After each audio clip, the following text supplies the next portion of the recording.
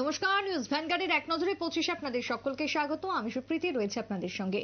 দুর্গাপ্রসন্ন দেব হত্যাকাণ্ডে ইতিমধ্যে গ্রেপ্তার হয়েছেন 5 জন। তার মধ্যে প্রথম গুলিকাণ্ডে গ্রেপ্তার হওয়া প্রদ্যুৎ ধর চৌধুরী এবং সুস্মিতা সরকারকে আবারও পুলিশ রিমান্ডে পাঠানো হলো। সেক্ষেত্রে প্রদ্যুৎ ধর চৌধুরীকে 6 দিনের জন্য এবং সুস্মিতা সরকারকে 8 দিনের জন্য পাঠানো হলো পুলিশের রিমান্ডে। এদিকে পুলিশ সিট গঠন করে এই গুলিকাণ্ডে এবং খুনের ঘটনায় মূল অভিযুক্তদের জালে তুলতে তল্লাশি চালাচ্ছে। আশঙ্কা সত্যি হলো। বিশ্ব কুস্তি সংস্থা চলতি বছরের জন্য নির্বাচিত করলো অলিম্পিক্সে ভারতের পদকজয়ী কুস্তিগির বজরং পুনিয়াকে, যার কারণে চলতি বছরে প্যারিসে অলিম্পিক সহ দেশের কোনো আসরেই নামতে পারবেন না এই কুস্তিগির। ডোপ পরীক্ষায় না বসার কারণে আন্তর্জাতিক কুস্তি সংস্থার কোপে পড়তে হলো। অসুস্থতার কারণ দেখিয়ে শতাধিক ক্রু ছুটি নিয়েছিল এয়ার ইন্ডিয়া থেকে, যার কারণে 30 জন ক্রুকে এবার সাসপেন্ড করেছিল কর্তৃপক্ষ। তবে পুনরায় কাজে 25 জন ক্রুকে যোগ দেওয়ার ঘোষণা দিয়েছে এয়ার ইন্ডিয়া কর্তৃপক্ষ।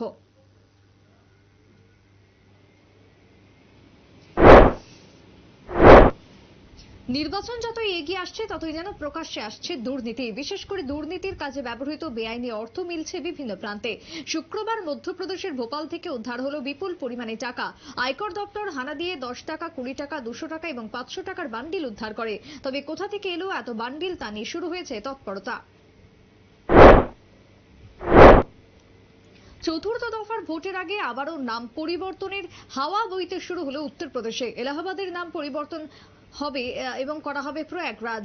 মোগলসরাই হয়েছে দীনদয়াল উপাধ্যায় নগর, ফৌজাবাদ হয়েছে অযোধ্যায়। আর এবার উত্তরপ্রদেশের মুখ্যমন্ত্রী যোগী আদিত্যনাথ আকবরের মতন মুঘল সম্রাটের নামও মুছে ফেলতে চাইছেন, যার কারণে ক্ষিপ্ত হচ্ছেন মানুষ।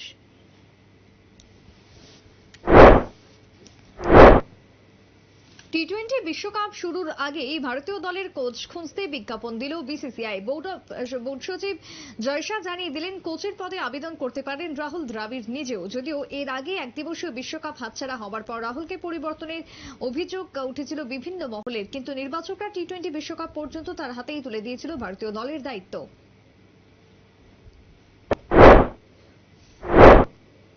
দেশীয় রাজনীতির ময়দানে একটি ভাষা প্রচলিত আছে, উত্তরপ্রদেশ যার দিল্লির কুর্সিও তার। সেই প্রবাদ এবছর বাস্তবায়িত হবে। চতুর্থ দফা নির্বাচনের আগে উত্তরপ্রদেশের নির্বাচনী জনসভায় এমনই বার্তা দিলেন কংগ্রেস নেতা রাহুল গান্ধী। ইন্ডিয়া জোটের শরিক অখিলেশ যাদবকে পাশে নিয়ে ঘোষণা করলেন, এবছর উত্তরপ্রদেশে সব থেকে বেশি খারাপ ফলাফল করবে বিজেপি।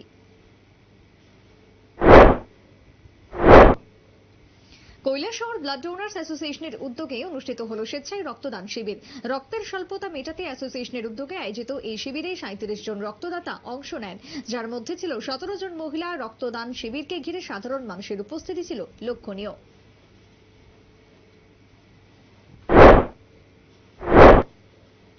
যৌন হেনস্থা মামলায় কুস্তি কর্তার বিরুদ্ধে আবারও নির্দেশ দিল আদালত, যার কারণে বিপাকে সর্বভারতীয় কুস্তি সংস্থার প্রাক্তন সভাপতি ব্রিজভূষণ। নাবালিকা 6 বছর মহিলা কুস্তিগিরের যৌন হেনস্থার অভিযোগ যথেষ্ট প্রমাণ মিলেছে বলে জানিয়েছেন বিচারক। ভারত মহাসাগরে একের পর এক চীনা চর জাহাজের উপস্থিতিতে জবাব দিল ভারতীয় নৌসেনা। দক্ষিণ চীন সাগরের উদ্দেশ্যে পাঠানো হলো 3টি যুদ্ধ জাহাজ। প্রতিরক্ষা মন্ত্রকের সূত্র অনুযায়ী ভারতীয় নৌবাহিনী পূর্বাঞ্চলীয় কমান্ড কৌশলগতভাবে দক্ষিণ চীন সাগরে পাঠিয়েছে 3টি রণতরী।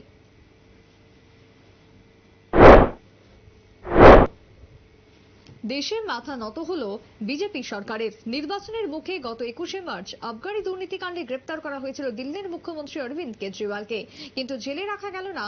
সুপ্রিম কোর্টের নির্দেশেই ছাড়া পেলেন অরবিন্দ। 50 দিন জেলে থাকার পরেও 21 দিনে জামিন পেলেন মুখ্যমন্ত্রী। অর্থাৎ সপ্তম দফার ভোট পর্ব জেলের বাইরে কাটাবেন অরবিন্দ কেজরিওয়াল।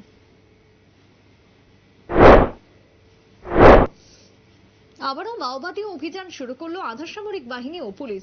শুক্রবার ছত্তিশগড়ের মির্জাপুর জেলার গঙ্গালরে সংঘর্ষ বাধে আধাসামরিক বাহিনী এবং মাওবাদীদের।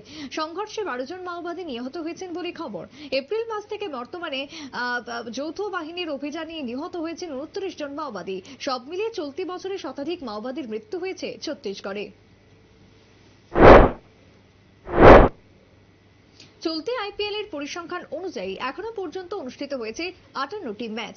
ম্যাচের পরিসংখ্যান অনুযায়ী একাধিক রেকর্ড তৈরি হয়েছে এবারের এই আসরে। প্রতিটি ম্যাচে প্রত্যেকটি স্টেডিয়ামের 22 গজে উঠে এসেছে একাধিক সাফল্য। সেক্ষেত্রে ব্যাটসম্যানদের দাপটে এগিয়ে রয়্যাল চ্যালেঞ্জার্স বেঙ্গালুরু বিরাট কোহলি এখনো পর্যন্ত মোট সংগ্রহিত রান 634।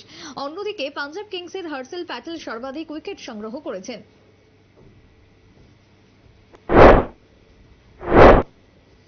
তিথি অনুযায়ী প্রতি বছর অক্ষয় তৃতীয়ার দিনেই পালন করা হয় রাম ঠাকুরের জন্মদিন এবং এদিনই মৃত্যুদিন। তিথি অনুসারে এবছরও দিনটি পূজার্চনার মধ্য দিয়ে পালিত হয়েছে বনমালীপুর রাম ঠাকুর মন্দিরে।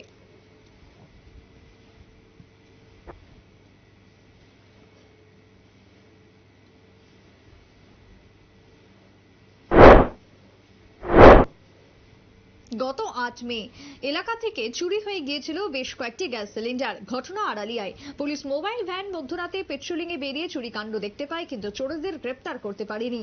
উদ্ধারকৃত গ্যাস সিলিন্ডারগুলো থানায় নিয়ে আসা হয়। শুক্রবার প্রকৃত মানুষদের হাতে তুলে দেওয়া হয় গ্যাস সিলিন্ডার।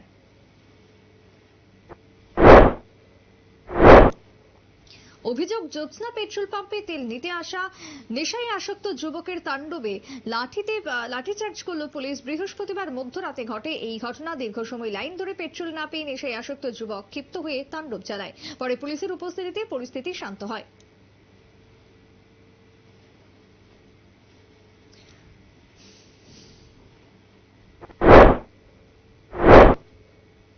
ফ্লোরেন্স নাইটিঙ্গেলের জন্মদিনকে সামনে রেখে বিভিন্ন কর্মসূচি হাতে নিয়েছে চিকিৎসকরা। শুক্রবার আন্তর্জাতিক নার্স দিবসের অঙ্গ হিসেবে আইজিএম হাসপাতালে নার্সিং স্টাফ আয়োজন করে রক্তদান শিবিরের।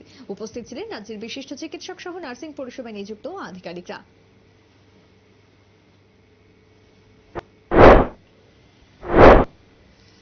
গোপন সূত্রের খবর ছিল নেশা কারবারিদের কাছে এবং নেশা ব্যবসার লেনদেন হবে শিবনগর মডার্ন ক্লাব এবং কল্যাণী এলাকায়। সেই মোতাবেক যৌথ অভিযান চালিয়ে পুলিশ ব্রাউন সুগার সহ 5 জন নেশা কারবারিকে আটক করে। বর্তমানে তাদের জিজ্ঞাসাবাদ চলছে বলে পুলিশের তরফ থেকে জানানো হয়েছে।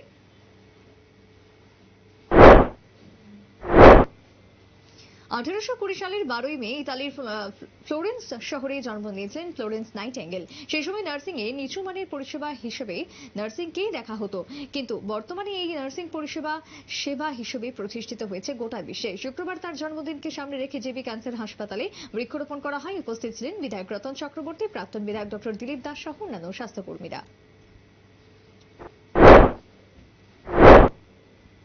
বিদ্যুৎ পরিবাহী তারে ত্রুটি থাকার জন্য কাজ করছিলেন শ্যামলী ত্রিপুরা নামের এক যুবক, কিন্তু আচমকাই উচ্চ ক্ষমতা সম্পন্ন তারে বিদ্যুৎ চলে আসায় বিদ্যুৎ পৃষ্ঠ হন তিনি। নিয়ে যাওয়া হয় শান্তির বাজার হাসপাতালে। সেখান থেকে অবস্থার অবনতি হওয়ায় তাকে নিয়ে আসা হয় জিবি হাসপাতালে।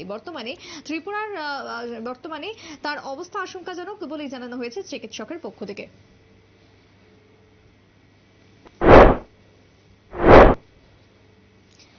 কথিত আছে পূর্ণ ফলের ফল হয় অক্ষয়। যুগ যুগ ধরে এই রীতি প্রচলিত রয়েছে। তবে পয়লা বৈশাখের দিনে যারা নতুন হালখাতা যাত্রা করতে পারেন না, তারা আজকের দিনে হালখাতা যাত্রা করেন।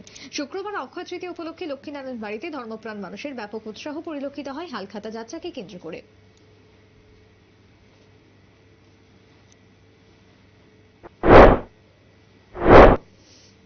হীরা যুগেও ডাকাতি, এবারের ঘটনা ধর্মনগরে। ইয়াকুবনগরে 5 নম্বর ওয়ার্ডে ঘটেছে এই ঘটনা। বৃহস্পতিবার ভোররাতে 4 জন অপরিচিত যুবক ঘরের দরজা ভেঙে আলীর গলায় দা দিয়ে নগদ অর্থ এবং স্বর্ণালংকার নিয়ে চলে যায়। ঘটনার খবর পেয়ে ধর্মনগর থানার পুলিশ তদন্ত শুরু করলেও শুক্রবার সন্ধ্যে রাত পর্যন্ত কাউকে গ্রেপ্তার করতে পারেনি পুলিশ। নির্বাচনের দাবানলে থমকে রয়েছে রাজ্যের উন্নয়নযোগ্য, যার কারণে বর্ষার মৌসুমে রাস্তা এবং ড্রেনের দাবিতে পথ অবরোধ করল গিরিবাসীরা।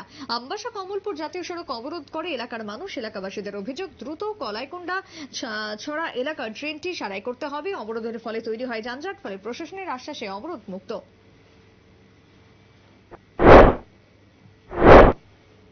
কোমলমতি ছাত্রছাত্রীদের নিয়ে ছেলে খেলা করছে রাজ্য সরকার।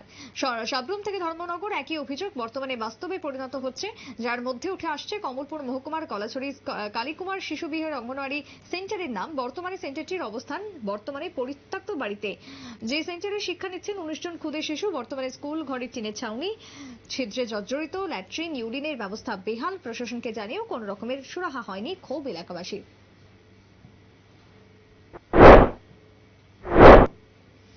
অক্ষয় তৃতীয়ার দিনে অক্ষয় বৃক্ষরোপণ কর্মসূচির আয়োজন সারথী সংঘের।